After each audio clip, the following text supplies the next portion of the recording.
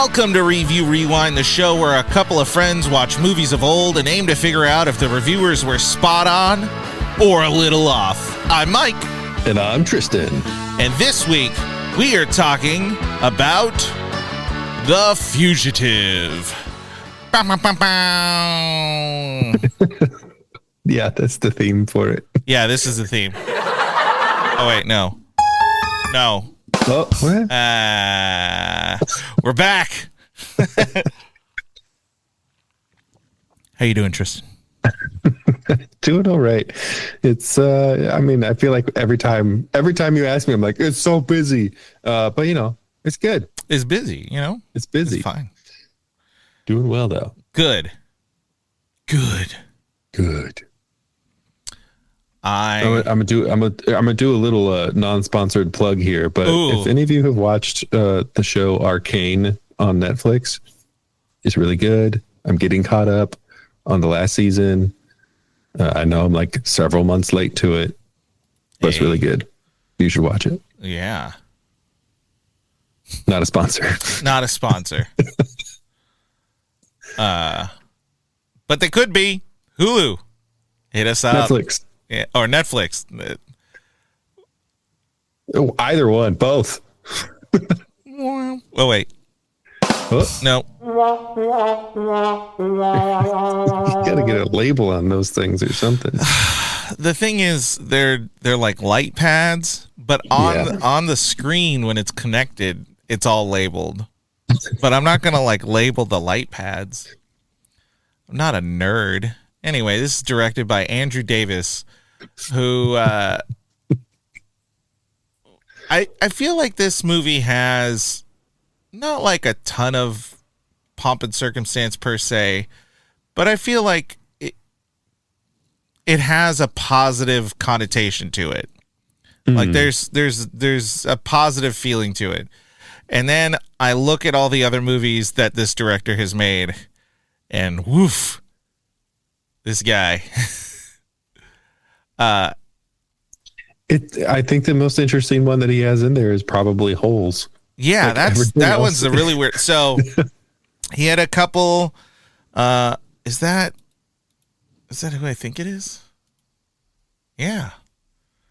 He has a Chuck Norris film, and then he has a couple Steven Seagal, because that is actually his name. He changed it to Seagal. Luckily, we haven't done a Steven Seagal movie yet because I would brutalize him verbally. Anyway, but he has a couple Steven Seagal movies. He has The Package, a Gene Hackman movie that actually had Tommy Lee Jones, so maybe that's where that connection came in. And then The Fugitive. Then Chain Reaction. Is that Keanu? Yes, it is. Morgan Freeman and Keanu Reeves. Oh my gosh. Let's see. Collateral Damage.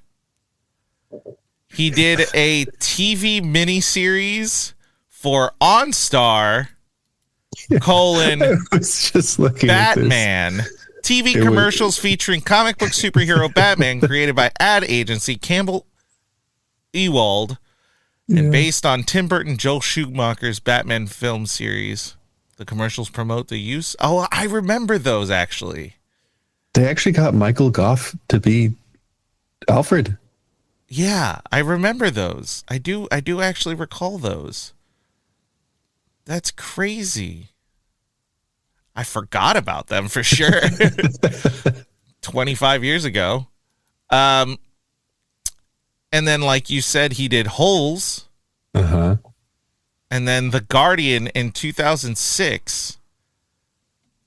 And then nothing until Mentors in 2024. They took which is a bit of a break documentary. there. Yeah. And he didn't even go back to feature length. I believe the last one is a documentary. Interesting. My screen is freezing. There we go. Oh, I closed too many windows. Oh, no. Oh, that's okay. I got no. So, action director, I guess we can kind of label him. Kind of an action director. Producer, Arnold Kopelson. Screenwriter, Jeb Stuart. David Twohy? Twohy? Twohy. Yeah, I guess it would be Twohy. I don't know. I'm an idiot. Anyway. Distributor, Warner Brothers, production company, Warner Brothers, rated PG-13. Really? Yeah, I guess so. I always thought it was rated R. I don't know why. Genre, action, mystery, and thriller. Original language, American. Release date, August 6, 1993. Budget, $44 million. Even back then, that wasn't that bad. Mm-hmm. Gross in the U.S., almost $184 million. Gross worldwide, almost $369 million. That's crazy. Good job. Yeah, I guess budget.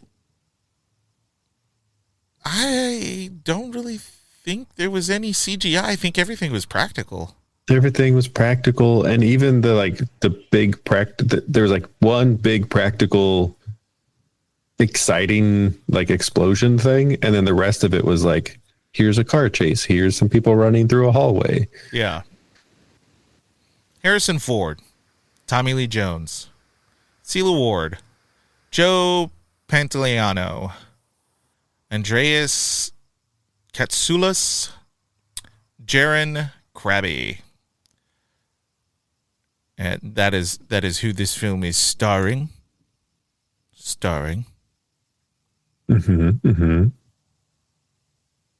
Pantoliano. Recap! Rewind!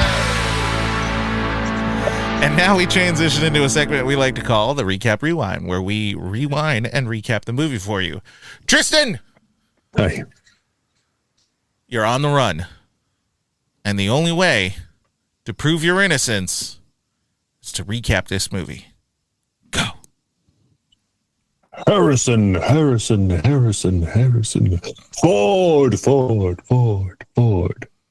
is the fugitive.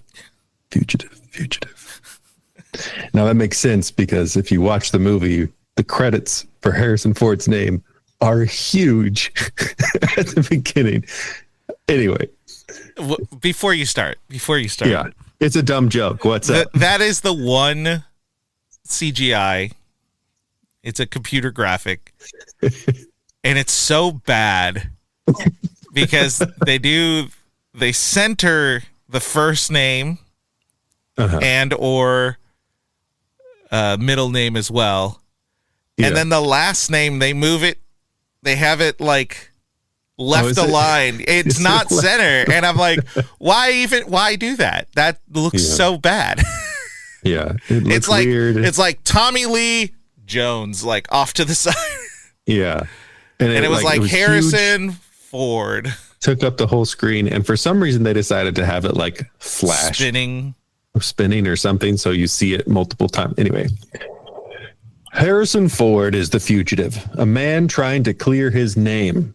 Dr. Richard Kimball, a respected Chicago vascular surgeon whose life is shattered in a single night. After a night at a fundraiser gala, Kimball gets called to an emergency surgery. After he comes home, he finds his wife, Helen, murdered. The police arrive quickly, and although Kimball insists he struggled with a mysterious intruder, the evidence tells another story. There are signs of a struggle, yes, but the police find motive, opportunity, and an insurance policy in Kimball's name. To them, it's an open and shut case. Despite his pleas of innocence, Kimball is arrested, tried, and convicted of his wife's murder. But fate takes a turn, and so does the transport bus Kimball is on. While being transported to prison, the other inmates stage an escape attempt that leads to the bus crashing and landing on train tracks.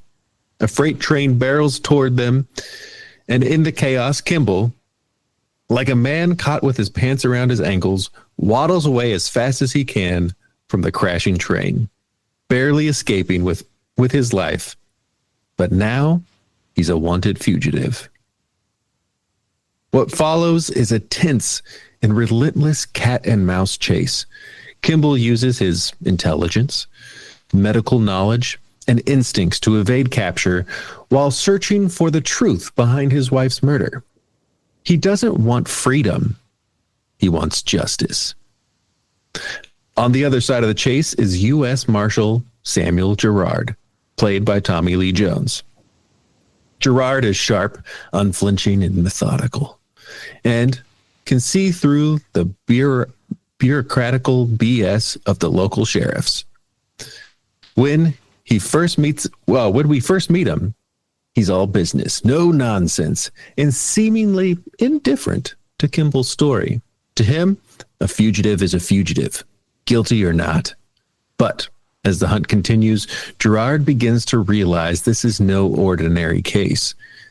Kimball's not just running, he's investigating something. Kimball returns to Chicago under... Why did I say it like that? Kimball returns to Chicago right under the noses of the authorities to retrace the events surrounding his wife's murder. He begins with the man he claimed to have fought with that night.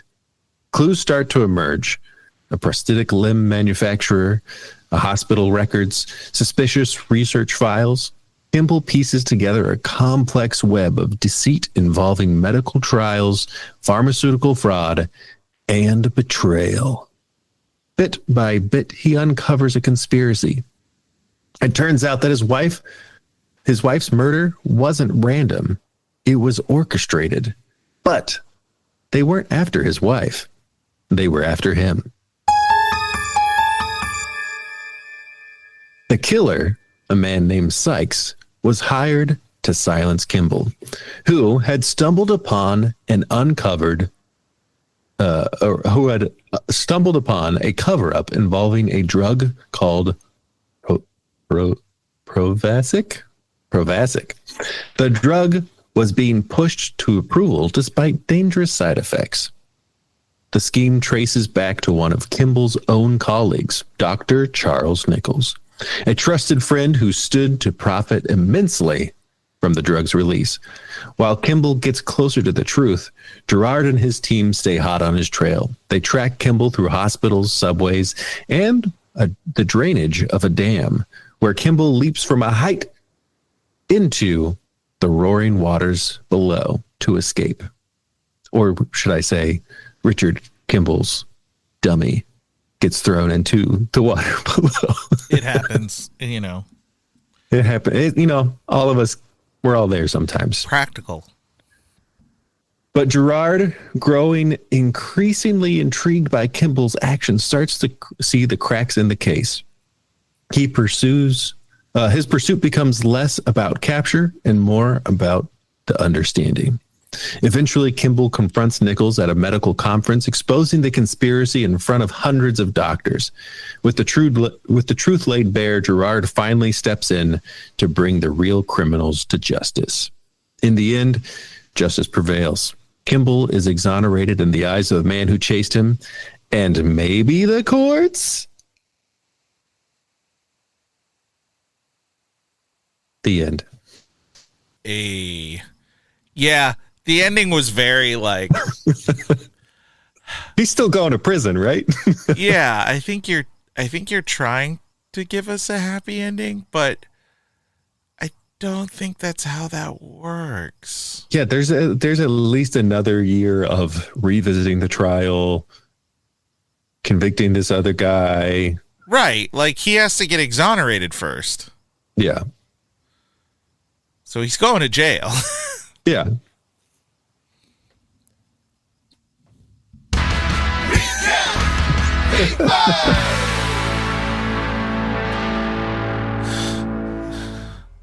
Now we transition to no. So since you did that, I will go ahead and say I think overall I liked it. I think overall it's a pretty good movie.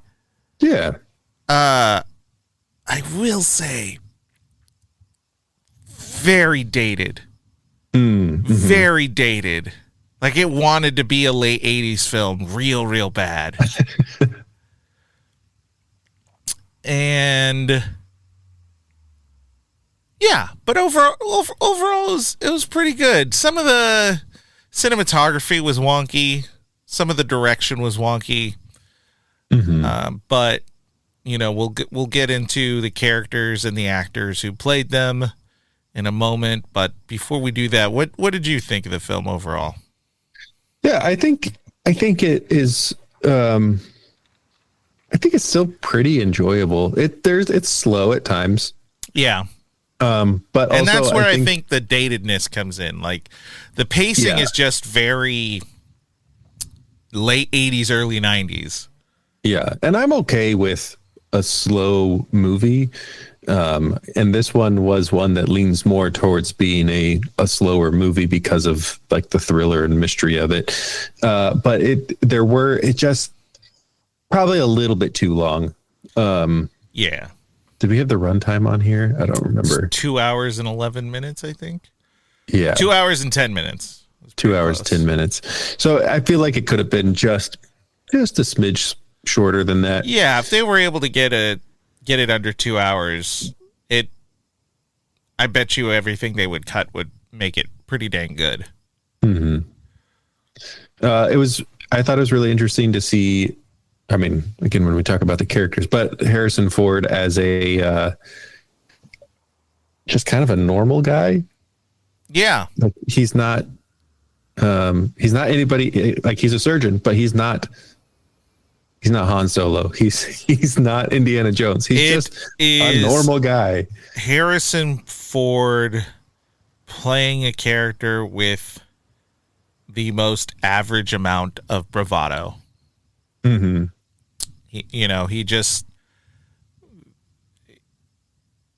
Here's Han Solo, a lot of undeserved confidence, tons of bravado. Mm-hmm.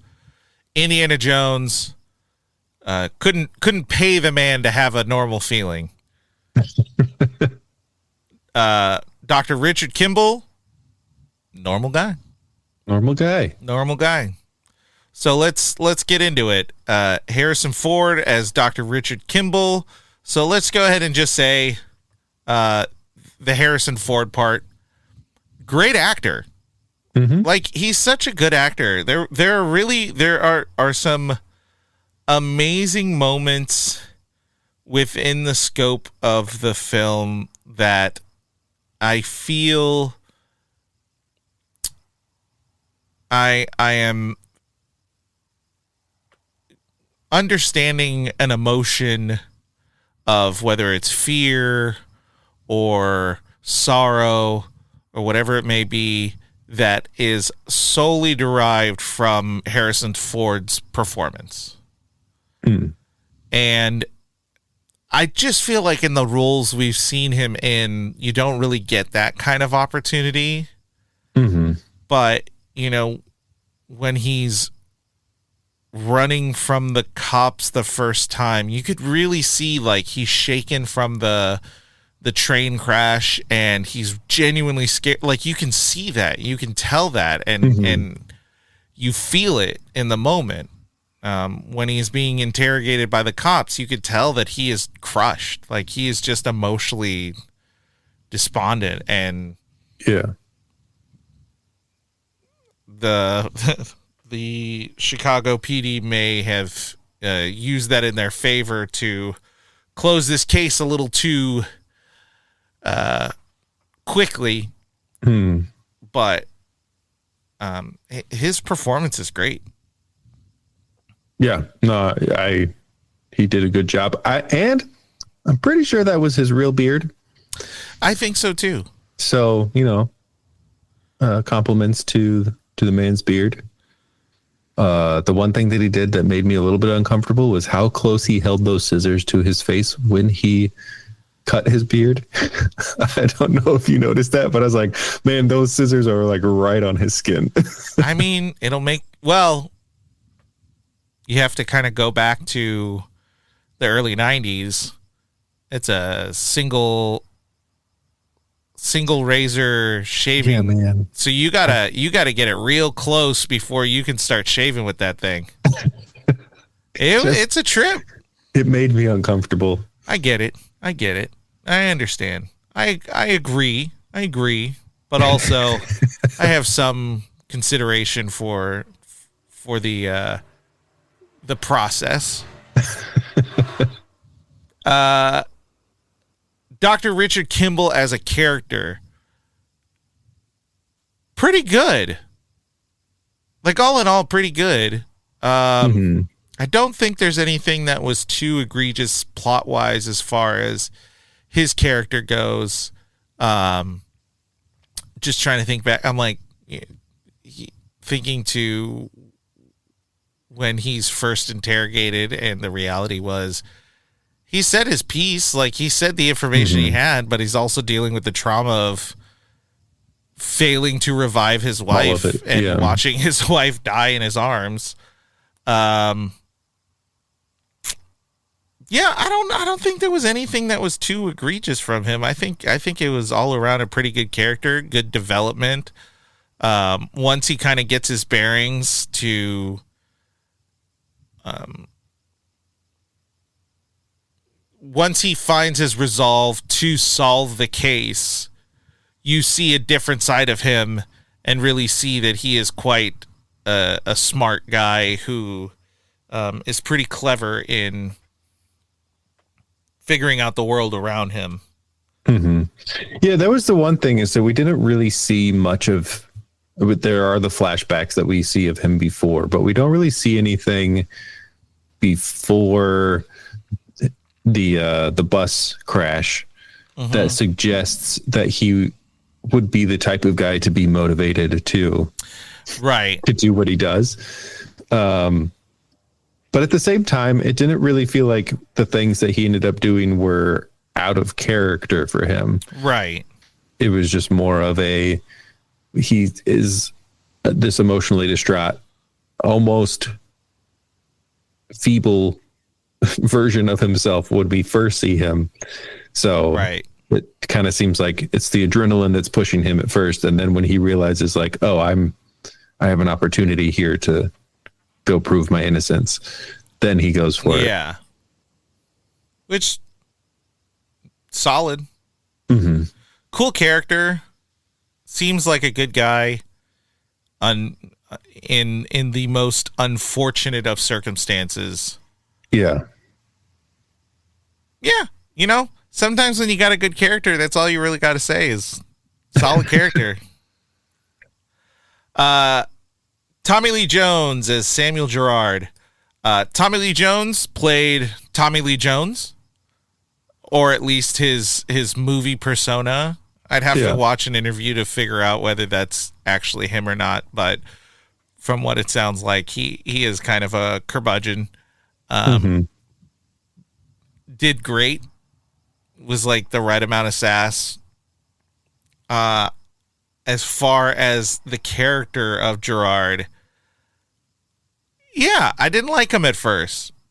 But his willingness to see past the job to, I guess, find the answer or understand a little more of Kimball was great development. Was really good character development. That maybe other because he's not really okay. Here's something we could talk about in this.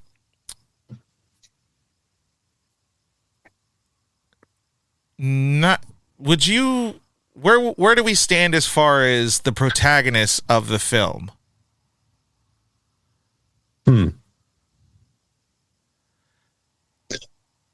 Yeah, I mean, I would say that Harrison Ford's character is like the main would protagonist. be the main protagonist. Gerard is. I feel like he's the secondary protagonist. Yeah, but he is kind of an antagonist for part of it. Sort of. From the sense of he's the guy chasing the guy that we're watching. Right. But he's not like the bad guy. Right. And we're also seeing we're kind of seeing two stories play out, because some of it we're seeing from Kimball's perspective and some of it we're seeing from Gerard's perspective. So it is kind of like we have two protagonist stories happening side by side. Right. And I think that's, I guess that's kind of my point. So we have Dr. Richard Kimball, a renowned surgeon who walks in at the moment that his wife is killed, tries to stop the killer from getting away, fails, is then arrested for the murder because the circumstances are against him. But he's also going against some pretty, I don't know if incompetent is the right word, but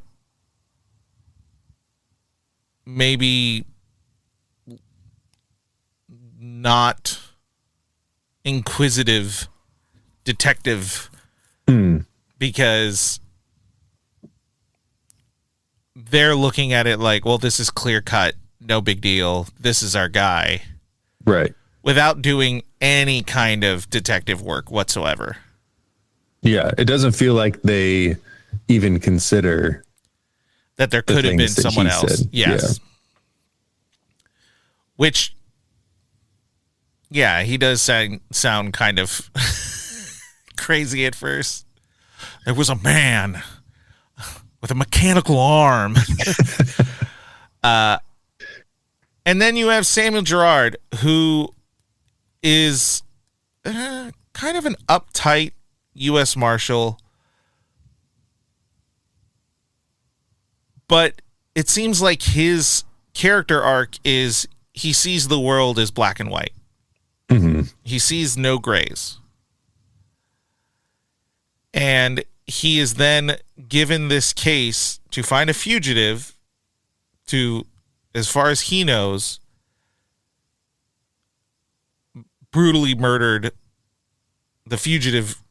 Brutally murdered his wife and was convicted of murder. Right. And sees the world black and white, so sees this fugitive as exactly what it is. Mm-hmm. And he's just doing his job. Yeah. And at every step of the way, he's met with pushback from the most douchey sheriffs. Like, this movie is not does not have a good perspective on law enforcement. Even though Gerard is like a good quote unquote law enforcement officer, everyone else outside of his team is terrible. Yeah, it definitely does seem the system is broken, but there are the good guys, and he's like he's the guy that's actually doing his job and is actually like paying attention to stuff. It takes him a while to really get to that point. I feel like his character arc is he has spent his whole life almost like a bounty hunter of he's given a target, he will successfully find the target, and that bring him back, and that is his success rate. But this particular case evolves into a place of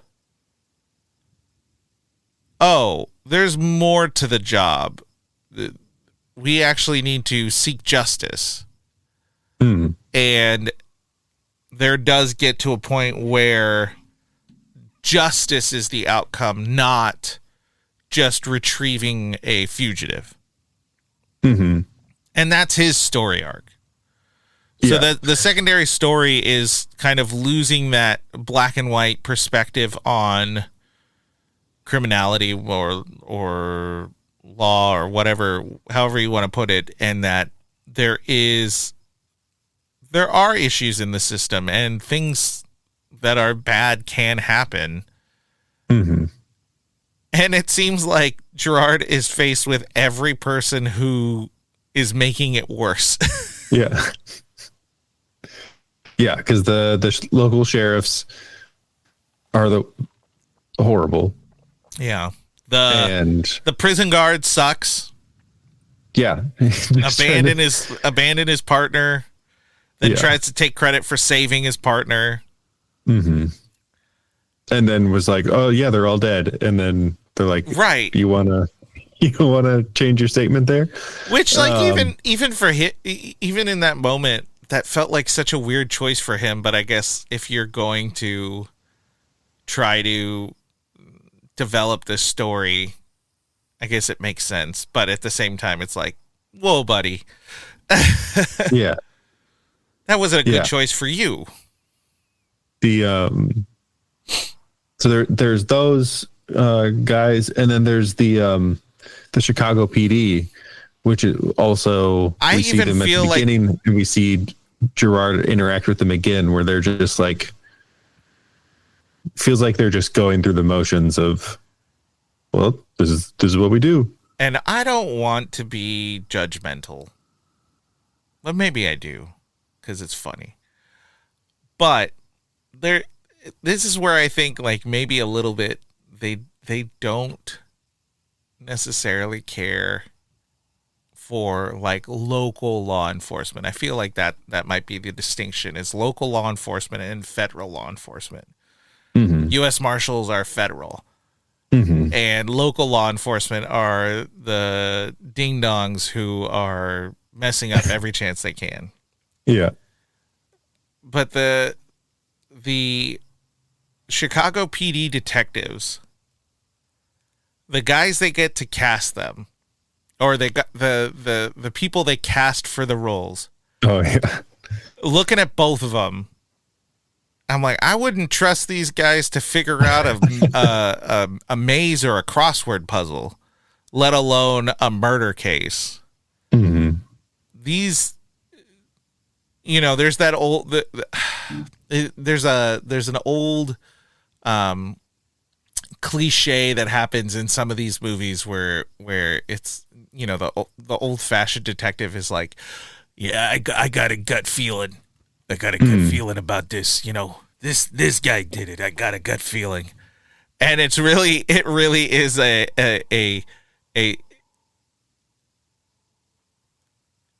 like I don't know. It just basically is like, no, that's not how you do law enforcement. It's very stupid.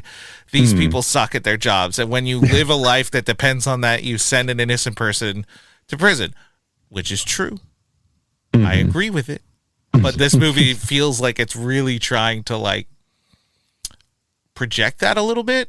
And I don't know if they were doing that necessarily intentionally, but that's definitely what it feels like is coming out.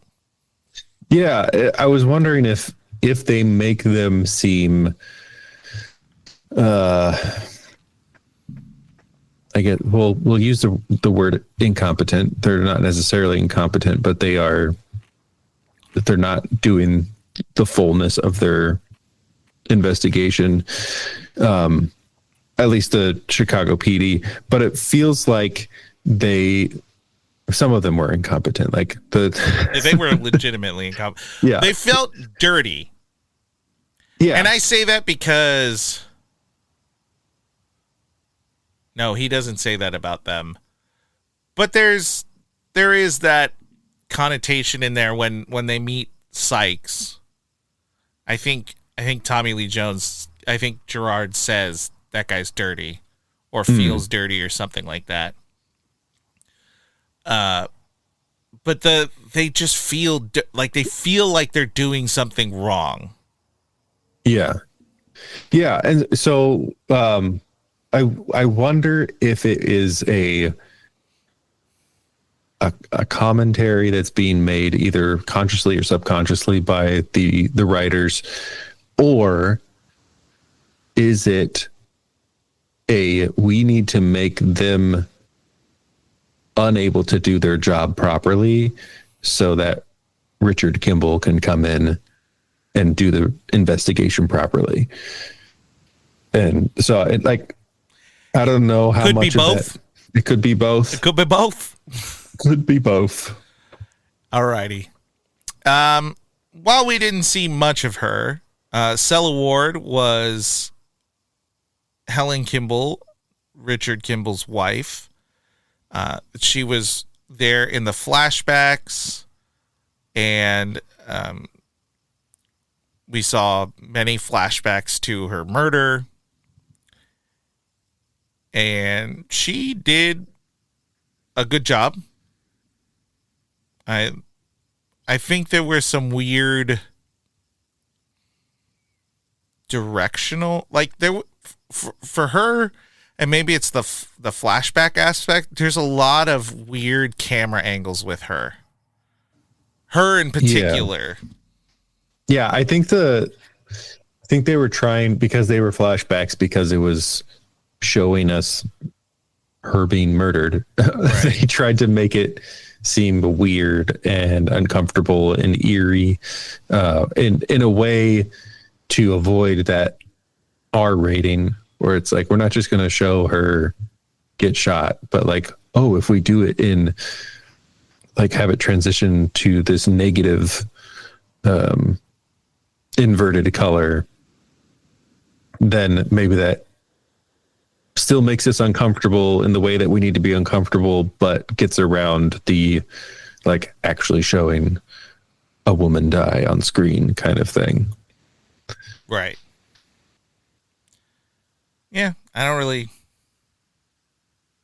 don't. Yeah, I think those were the weirdest things to me. Yeah. Was like, especially at the beginning of like, this is strange what I'm watching right now. Now realizing that it was PG-13, one thing made a lot of sense. Sorry.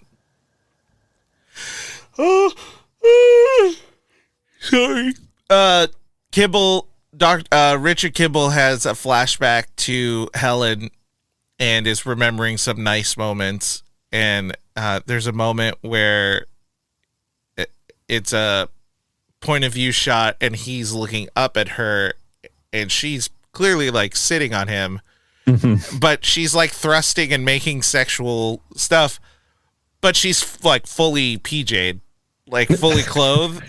And I thought that was a very odd thing, because I was like, so are they having a moment, or are they messing around? Like, I don't understand. But now realizing that it's a PG-13 movie, I'm like, I think that was their way of implying that without showing anything. Mm-hmm.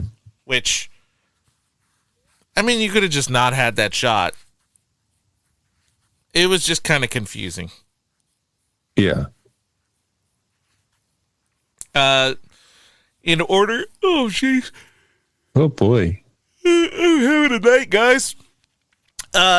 In order of top cast, I guess, Julianne Moore is on here. She plays a doctor. She's in there for like 5 minutes. We're going to skip that. Let's go to unimportant. Yeah, Tommy Lee Jones's team. We had Cosmo Renfro, Poole, Biggs, and Newman. Cosmo, I believe it felt like it was his right-hand man. Yeah. Biggs, Poole, and Newman were the other agents that were part of his team. Biggs felt like he was kind of the third main guy. Poole, played by L. Scott Cadwell, she was... it seemed like she was the information person. She gathered a lot of information real quick. Mm-hmm. And Newman, Tom Wood, was like the new guy, I think. Yeah, he was the young guy. The young gun. Biggs was played by Daniel Roebuck, and Cosmo Renfro was played by Joe Pantoliano. I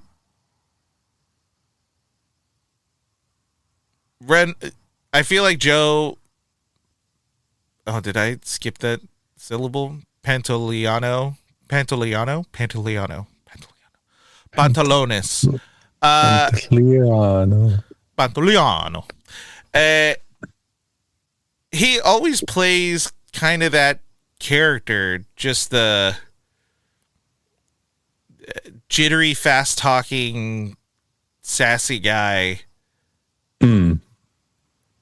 Does it real well. Yeah, he does it good. There was a couple of scenes with him that I thought that was funny when Kimball jumps off the dam, and he comes up and he's like, "Where did he go?" And he's like, he just dove off the thing, and he's like, "Great, can we go home now?" Yeah. I feel like he was the comic relief. Yeah. Because he had the most just straight up jokes. Yeah. It felt like most of his lines were jokes. Yeah. Yeah. Because at the end, there was also when he's getting gurneyed away. they tell him I'm on vacation. In post, but him saying, they're like, "Tell him I'm going on vacation. I've earned it." Yeah. Yeah. But his team, well-oiled machine. Clearly they work together pretty well. Doing a decent job. I don't think any of them got shot or died or anything. No, Cosmo got hit in the face with the thing. Yeah. At the end. And then Newman got grabbed by... Oh, that's right. One of the other fugitives. That was an interesting moment.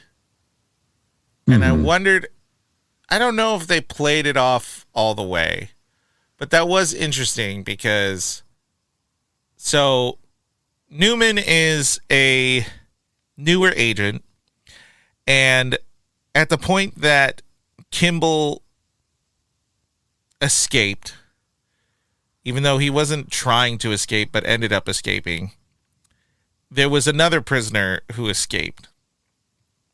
And I don't know if I missed it. I don't know if I missed the audio for it or not.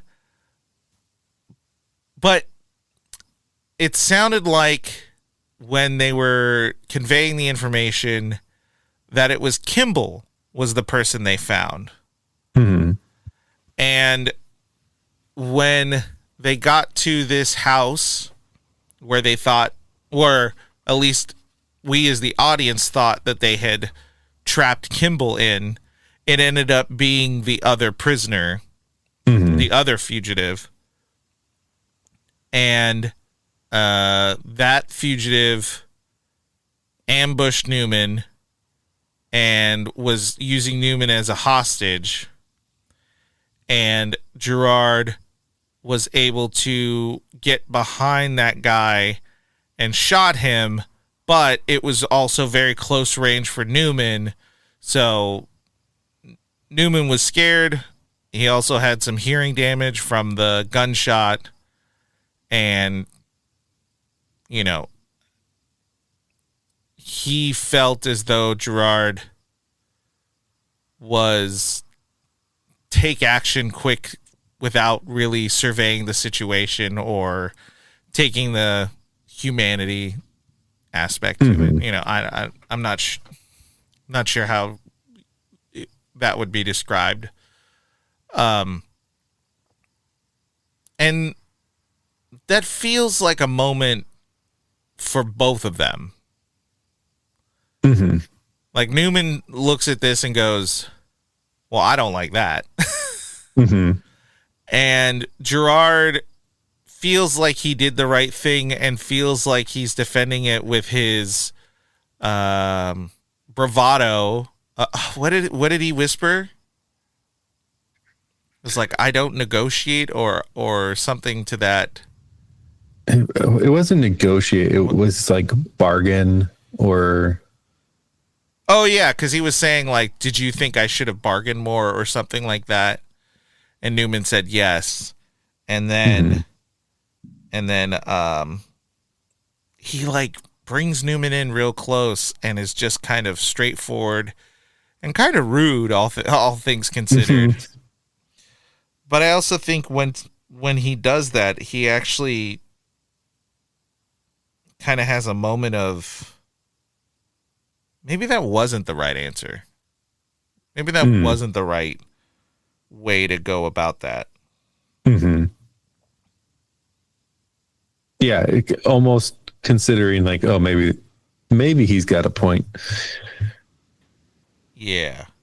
But yeah, I was trying to find that line, but I think it was bargain.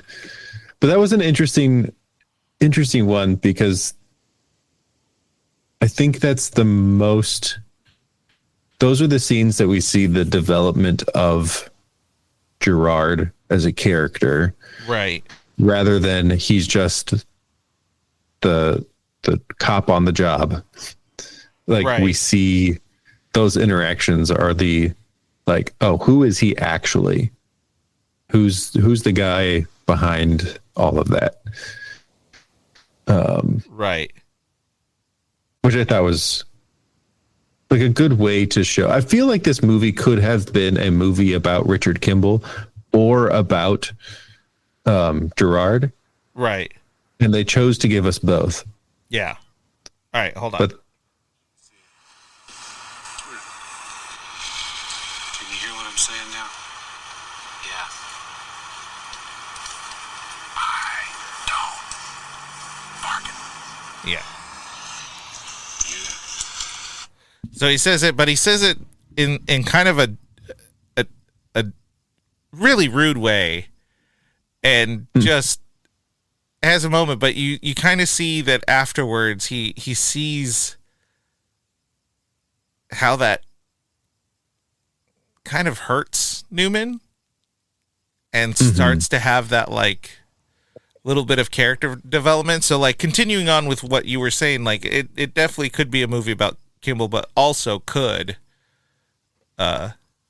And the thing is, like, in one of the early scenes that we have with, I don't know if it's in the first 30 minutes, but in the first big encounter between Gerard and Kimball on the dam, Kimball says, I didn't kill my wife.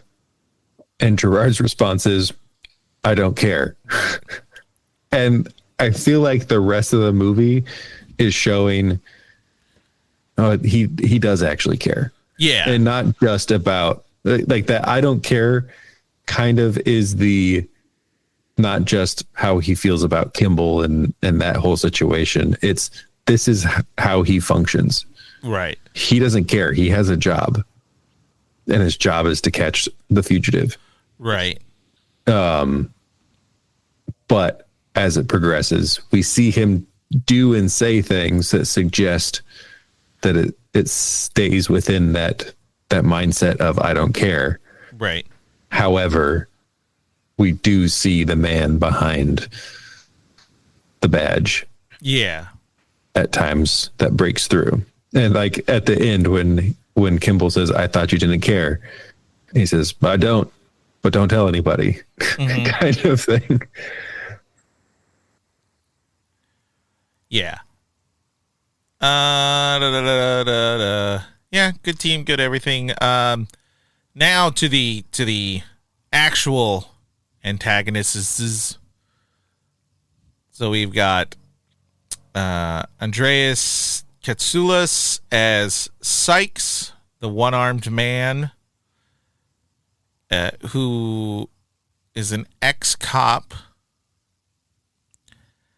and then he's like a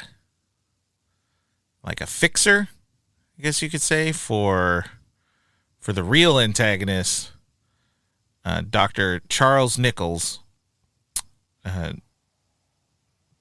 Jaron Krabbe, Krabby. I don't think you pronounced any of that correctly. I do know it's Jaren. Jaren. It's like, Jaren. Jaren. Oh, he's from the Netherlands. Yeah, so it's Krabby.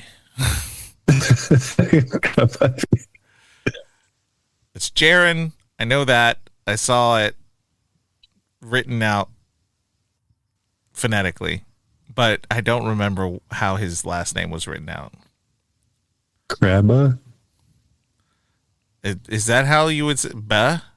I've thought if it was B-E, it would be B.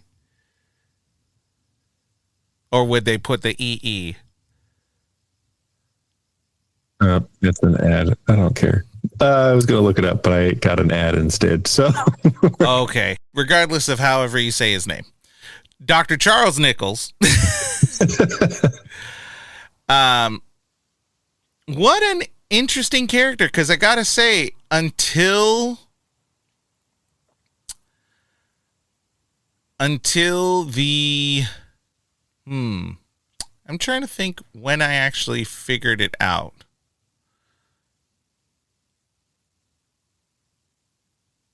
And I think it may have been once they said that the other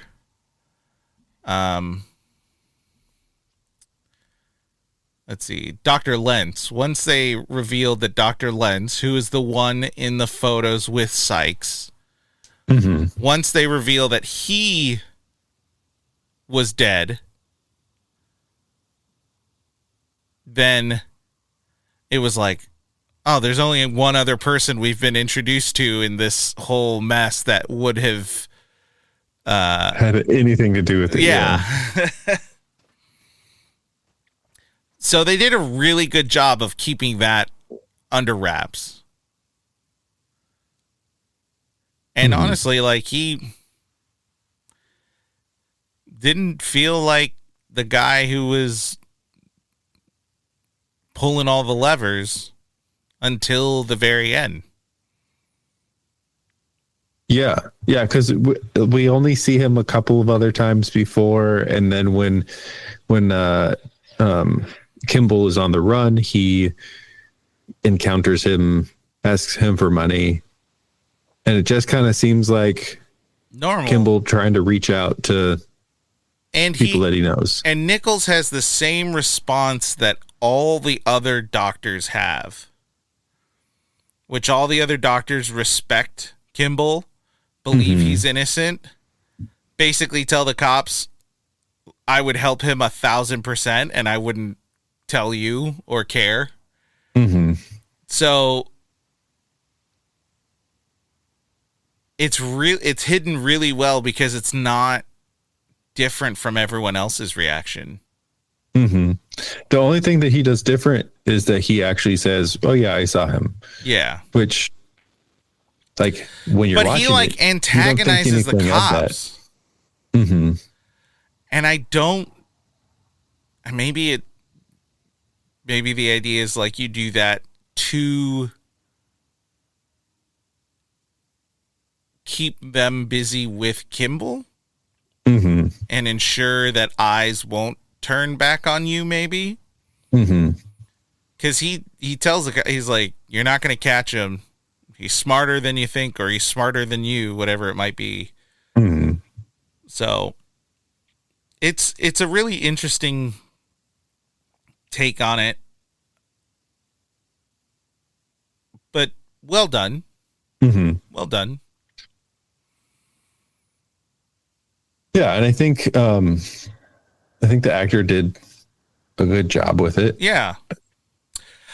Okay. So now we've kind of gone through the characters. Now I want to get into just the movie as a production and everything.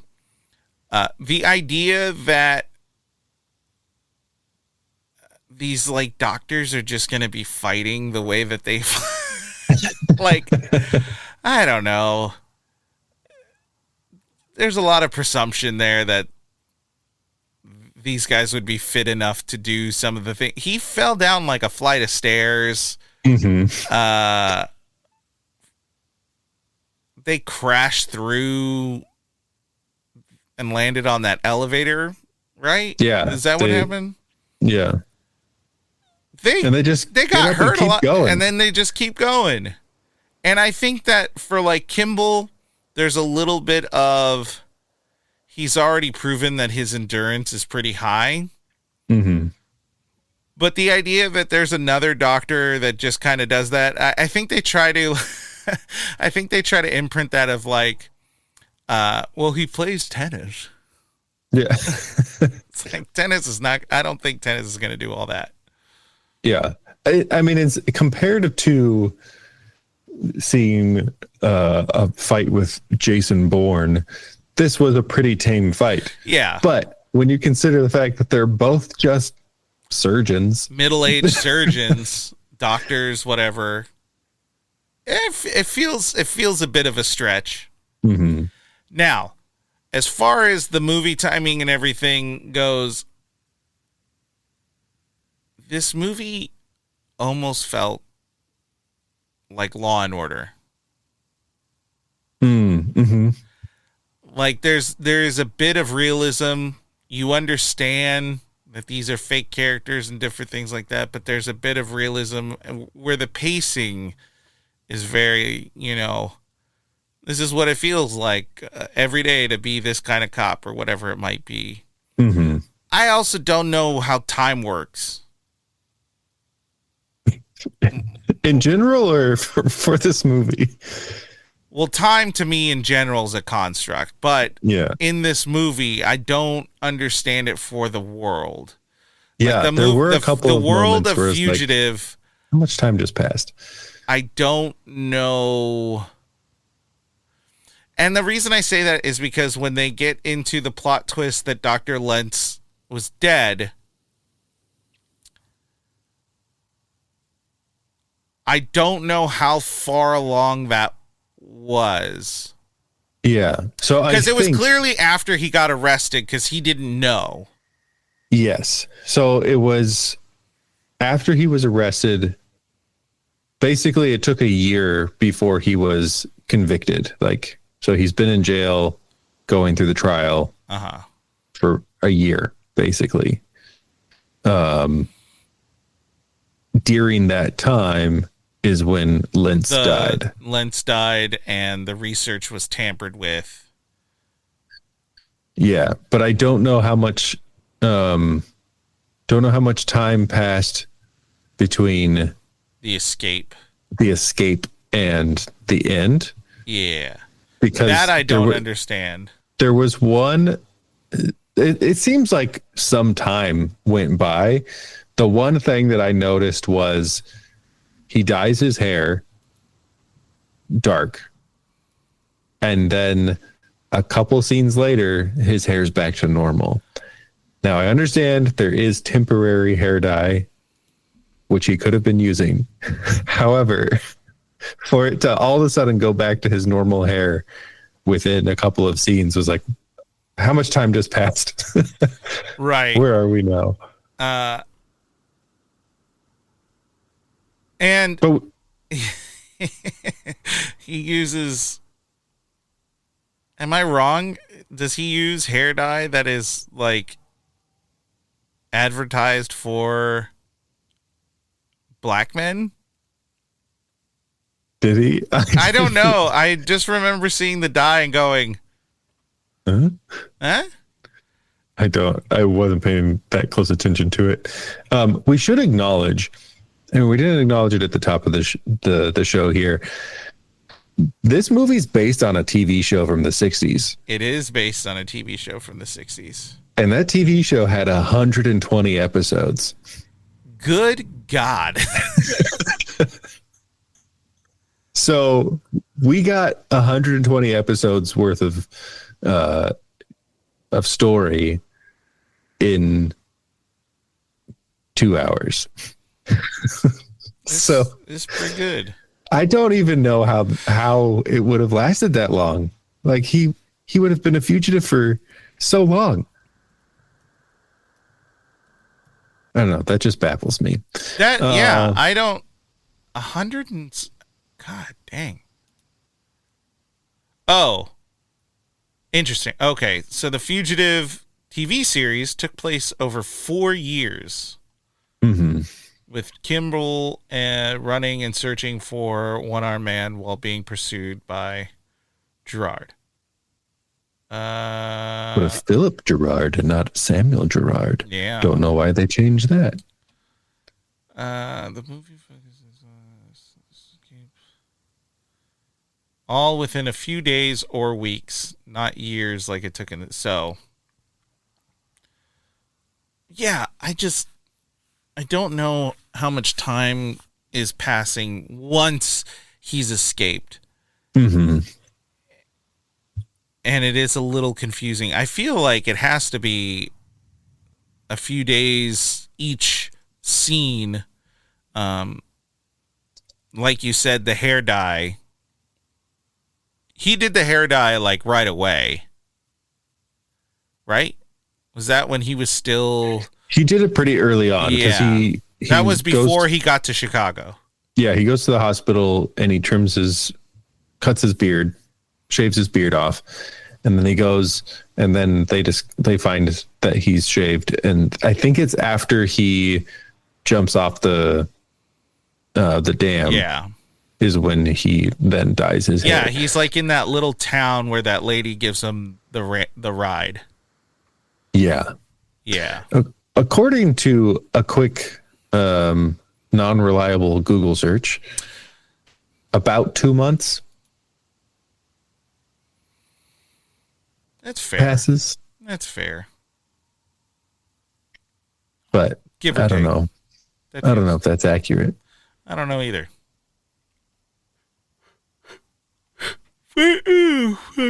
Anyway, it feels there. Alrighty. Cinematography is all over the place in this movie. I don't know what they're trying to do. Some shots are really good. Some shots are pacing. When it moves, it's good. When it does need moments of where it needs to slow down. Yeah. But it's dated in which there's some moments that are slow that don't need to be slow. And those are the moments that it's like, oh, this is clearly a movie from the 90s. Yeah. So nothing was really distinct for this director per se. I don't remember seeing anything at any point and going like, wow. Yeah. There wasn't anything that I was like wonderfully surprised by or horribly upset about. It was just like, oh, that was an interesting choice. Yeah. I think this movie is carried by the acting and the story. It's a good story. But yeah, the way they adapted this story for film was really good. Yeah. It was really well done. The pacing, cinematography, and the music is wonky. Like sometimes the music's like, this fits. And then sometimes it doesn't fit at all. And it doesn't know what genre to stick to. There's a bunch of different styles and effects that are happening, and that also makes it feel dated. You know, I don't know if they had like but there was one scene where there was clarinet, I think I remember, and it felt like a live like a actual musician. And so it was like, okay, do you have an orchestra you're working with to build this? Then make it all that way. Don't do like one 80s new wave sounding song and then like orchestra and then this weird clarinet driven section. It feels kind of chaotic with the music. So I was kind of, sometimes the music worked, sometimes it didn't. I wasn't a huge fan of that. Yeah, I can't think of this one might be one of our quicker ones, you know? Yeah. I don't really have anything. There's nothing that was like, this was amazing and we have to talk about this for 2 hours, or this was so bad we're going to tear it apart. Like, yeah, it's good. It feels like a straightforward mystery thriller with a bit of action, starring Harrison Ford and Tommy Lee Jones. Yeah. And you put those together and it's like, it's a good mix. It's a good mix. No notes. No notes. There are a couple notes. There are a few notes, but nothing that is going to, we're not having an existential crisis, and the story makes sense. The story makes a lot of sense. There was never a point where I was like, maybe there was points where sometimes the characters would do stuff, but then I'd have to stop and go, no, you need those characters to do those things. Mostly the cops. Mostly I'm just like, you guys are screwing this up for everyone. Why are you doing this? Yeah. Like the helicopter with the gun. Those guys are so hell-bent. So they think he shot a cop, even though there was clear evidence that the other guy did it. Witnesses, all that good stuff. And then they're like not listening. There's that weird fight for jurisdiction, whatever it might be. And then they just were trying to kill him and would not accept that they were wrong. Even at the end, he's like, so do you think he's innocent? No. Well, you got the three-armed man. You got the one-armed man.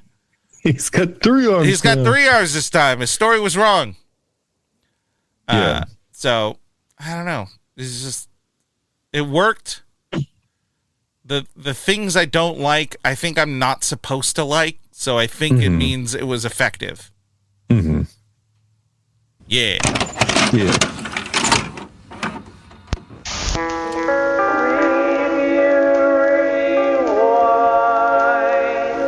And now we transition to Review Rewind, where we look at a positive review and a negative review. We see where we fall. And this one is generally pretty liked. Pretty liked overall. Metacritic, 87%. Rotten Tomato, 96%. Rotten Tomato audience score at 89%. IMDb audience, 7.8. And why don't you go ahead and read that positive of positive reviews. The New York Times gave it a 100. Wow. Turns out to be a smashing success, a juggernaut of an action-adventure saga that owes nothing to the past. To put it simply, this is a home run. To put it simply, there were a bunch of typos that I had to fix that they still had like printed. Really? Really, yeah. Yeah, they really liked it. Maybe I'm wrong. Don't really think this is an action adventure film, let alone a saga. No. Of an action adventure saga. I mean, what? Yeah. That review feels really like. Is this for the right movie? Yeah. A long, detailed story or account. I guess it is a saga, but action adventure.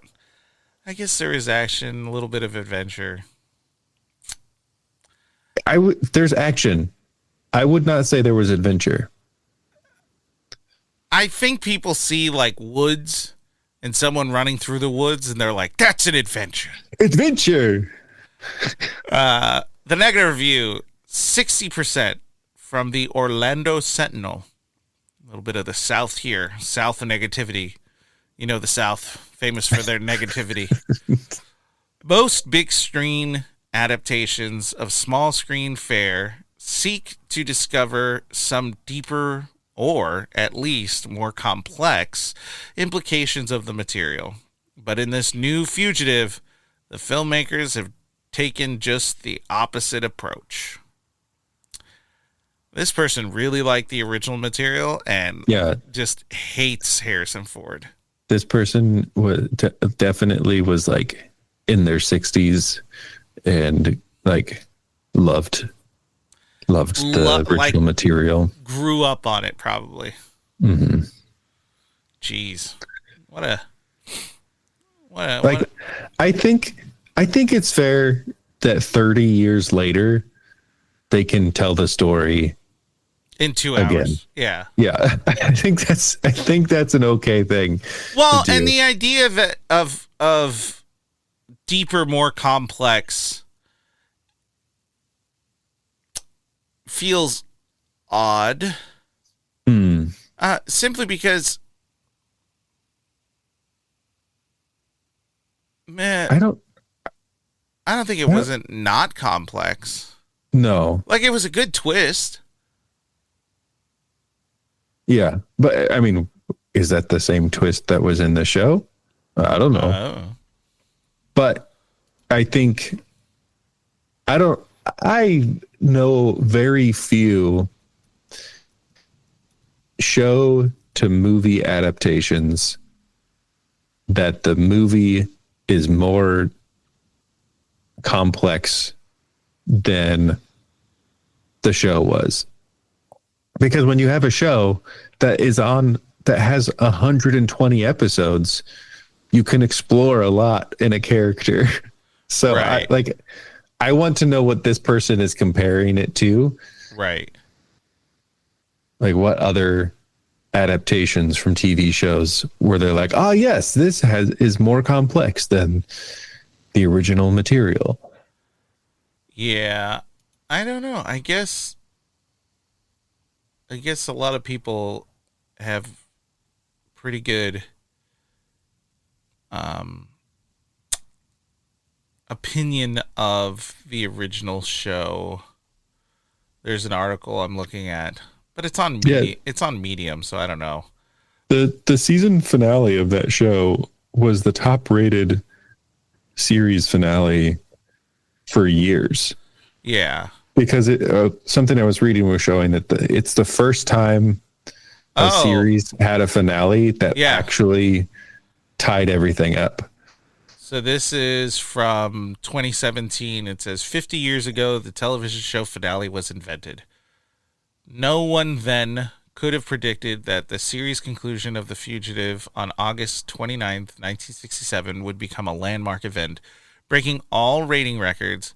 But it was an ending that most Americans had to experience while also becoming a template for future TV finales. There you go. So I'll tell you what. I guess it was a big deal. Yeah, what's up? We should let shows end and have proper finales rather than making them live on for 4 seasons longer than they need to. Yeah. Or 1 season or 2 seasons. Yeah. I don't know. I also thought that the movie did a good job of trying to compact 4 seasons into 2 hours and 11 minutes. Yeah. All right. What do you give it? I feel like it's a pretty solid B. I agree. Like you said, there's a few things, the pace and like admittedly, today's movie pacing is not necessarily perfect pacing. No. So I'm not trying to say that this movie needs to be like today's movies, but there were moments even for the 90s that the pacing seemed a little bit off. Yeah. And there was just like it could have been, I think from the production perspective, it could have been heightened even more. Yeah. But like acting was spot on. Story was great. Yeah. Yeah. And the twists were good. The moments were good. And we had the beautiful line of, Newman, what are you doing? I'm thinking. Well, why don't you go think me up a chocolate donut with those sprinkles on top?